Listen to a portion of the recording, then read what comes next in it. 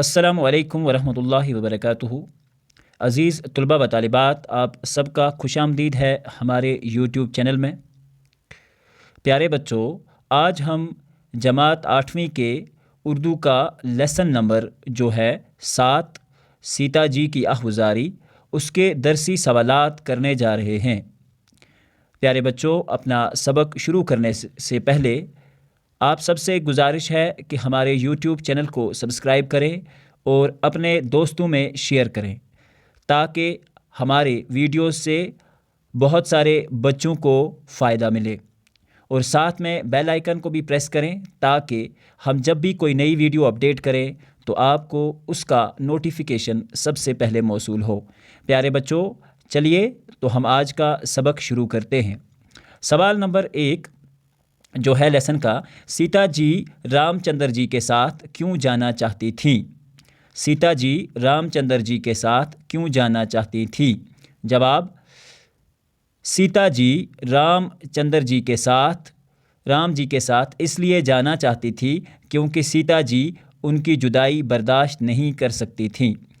सीता जी रामचंद्र जी के साथ इसीलिए जाना चाहती थी क्योंकि वो उनके बगैर नहीं रह सकती थी। तो ये इसकी एक एक्सप्लेनेशन हो गई। सवाल नंबर 2, सीता जी ने रामचंद्र जी से अपना ताल्लुक़ किस किस तरह ज़ाहिर किया है? सीता जी ने रामचंद्र जी से अपना ताल्लुक़ किस किस तरह ज़ाहिर किया है?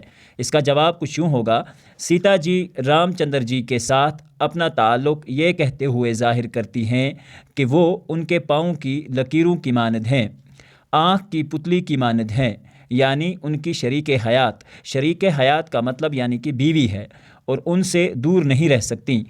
तो ये सारी जो नज़म में बातें हुई हैं, इस चीज़ से हमें पता चलता है कि सीता जी जो हैं अपना ताल्लुक़ रामचंद्र जी के साथ किस तरह से बयान करती हैं। सवाल नंबर 3, सीता जी ने बनवास की तकलीफ़ों को किस तरह राहत करार दिया? सवाल नंबर 3, सीता जी ने रामचंद्र जी बनवास की तकलीफ़ों को, यानी कि जब रामचंद्र जी जंगल गए तो उस वक़्त की तकलीफ़ों को किस तरह राहत करार दिया? जवाब, सीता जी ने बनवास की तकलीफ़ों को राहत करार देते हुए कहा कि अपने स्वामी के साथ जंगल में रहकर घास फूस भी मुझे मखमल के बिस्तर जैसा महसूस होगा। जंगल में रामचंद्र जी के साथ मैं सारे गम भूल जाऊंगी, वहाँ मैं रामचंद्र जी के साथ खुशी खुशी रहूंगी। तो ये इस सवाल का जवाब होता है। सवाल नंबर 4, रामचंद्र जी अगर सीता जी को छोड़ कर गए तो उन पर यानी सीता पर क्या बीतेगी? सवाल नंबर 4, रामचंद्र जी अगर सीता जी को छोड़ कर गए तो उन पर यानी सीता जी पर क्या बीतेगी? जवाब, रामचंद्र जी सीता जी को छोड़ कर गए तो उन्हें ये दुनिया अंधेरी दिखाई देगी।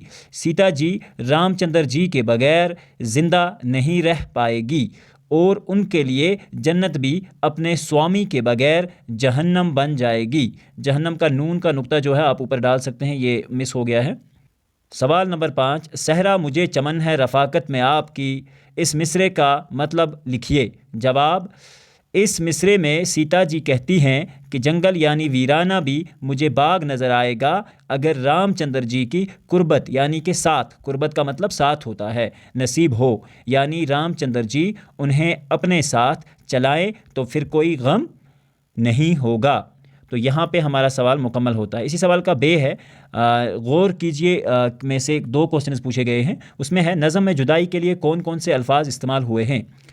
नज़म में जुदाई के लिए जो अल्फाज इस्तेमाल हुए हैं वो हैं हिजर, फ़राक और फ़ुरकत। तो ये 3 लफ्ज़ जो है ये इसके लिए इस्तेमाल हुए हैं। सवाल नंबर आखिर जो इसका आखिरी सवाल है, सवाल, रामचंद्र जी के बारे में मज़ीद मालूमात हासिल करें और उन्हें अपने अल्फाज में बयान करें, यानी कि जो लेसन में नहीं दिए गए हैं उन चीज़ों को लिखते हुए आपको ये सारी चीज़ें कहीं और से सर्च करनी है और लिखनी है। तो फ़िलहाल मैंने आपके लिए सर्च करके रखा हुआ है, बस आपको थोड़ा सा ध्यान रखना है और समझने की कोशिश करनी है। रामचंद्र जी अयोध्या के राजा दशरथ के बेटे थे। उनकी 3 रानियां थीं। सबसे बड़ी रानी का नाम कौशल्या था। चंद्र जी जो थे उनके ही बतन से पैदा हुए। रामचंद्र जी चूँकि सब भाइयों से बड़े थे, इसलिए उस वक़्त के रवाज के मुताबिक वही राजपाट के हकदार होते, यानी कि बादशाहत के वही हकदार होते। लेकिन राजा दशरथ की सबसे छोटी बीवी जो कैकेयी थी, नहीं चाहती थी कि रामचंद्र जी राजपाट संभालें। वो चाहती थी कि उनका बेटा भरत राजपाट संभाले। उसने एक बार राजा दशरथ की जान बचाई थी और उस वक्त राजा से वादा लिया था कि वक्त आने पर वो जो मांगेगी उसे दिया जाना चाहिए। जब रामचंद्र जी की तहत नशीनी का वक्त नज़दीक पहुंचा तो केतकी जो रानी थी ने राजा को इसका किया हुआ वादा याद दिलाया और कहा कि राजा को इसके बेटे भरत को राजपाट देना होगा और रामचंद्र जी को 14 साल के लिए बनवास भेजना होगा। वादे का पास रखने के लिए राजा दशरथ को ये मांग माननी पड़ी। रामचंद्र जी को अपने बाप के हुक्म के मुताबिक 14 साल के लिए बनवास लेना पड़ा। तो ये कहानी है रामचंद्र जी की ज़िंदगी की। यहाँ पे हमारा आज का सबक जो है वो मुकम्मल होता है। इंशाल्लाह मिलते हैं एक नए वीडियो के साथ जिसमें इंशाल्लाह हम डिस्कस करेंगे गेहूं के दाने सबक का खुलासा, और इंशाल्लाह उसके बाद जल्द ही गेहूं के दाने के सवालात भी इंशाल्लाह अगले वीडियो में आपको मिल जाएंगे। आपसे बस एक गुजारिश है कि हमारे चैनल को प्लीज़ सब्सक्राइब करें और अपने दोस्तों में शेयर करें ताकि बहुत सारे लोगों और बच्चों को इस लॉकडाउन के दिनों में फ़ायदा हासिल हो। बाकी बने रहिए, अपना ख्याल रखिए, अपने इर्द गिर्द का ख्याल रखिए, अपने माँ बाप की खिदमत को तरजीह दें और अल्लाह हाफिज़ व निगहबान।